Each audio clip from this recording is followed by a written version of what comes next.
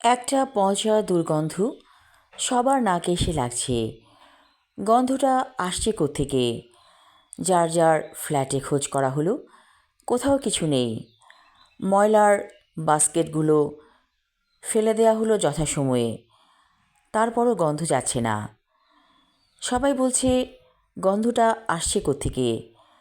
পুলিশে খবর দেওয়া হলো, সব ফ্ল্যাটে তল্লাশি করা হলো, না কোথাও কিছু নেই।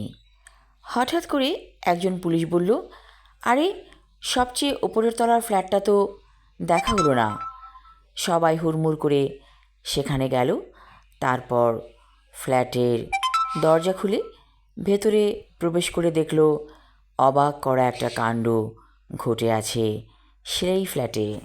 লাশটা রীতিমতো পচে ফুলে গেছে এবং রক্তগুলো জমাট বেঁধে আছে ফ্ল্যাটের মেঝেতে। কে খুন করলো মিস্টার ইকবালকে?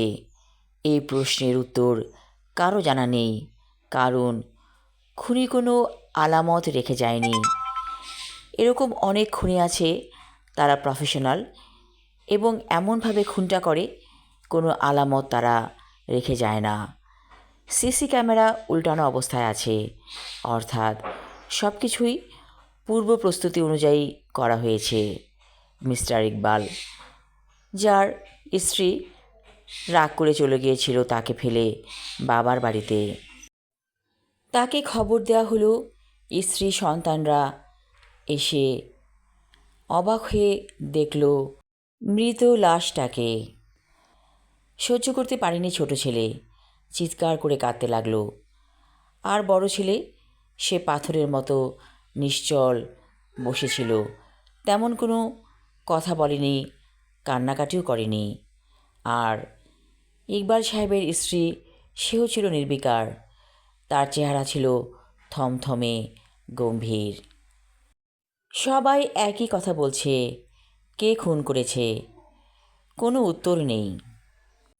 দারোয়ান বলল, একটি স্মার্ট ধরনের মেয়ে ঢুকেছিল, এত দ্রুত সে চলে গিয়েছিল আমি তাকে ফলো করতে পারিনি। অথবা সে হয়তো আমাকে কোনো জাদুমন্ত্র করেছিল।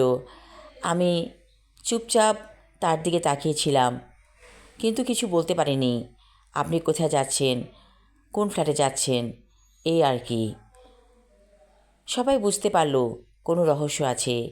এই ধরনের প্রফেশনাল খুনিদের কোনো না কোনো জাদুমন্ত্র তো আছে, না হলে কেমন করে মানুষের চোখে ধুলো দিয়ে তারা এই ধরনের কাজ করতে পারে।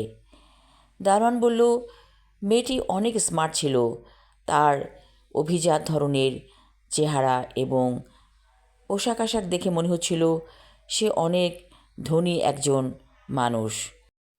আমি আমার লেখা ছোট গল্প সে এসেছিল পর্ব 1 পড়লাম। পরবর্তী অংশ থাকবে আগামী পর্বে। ধন্যবাদ।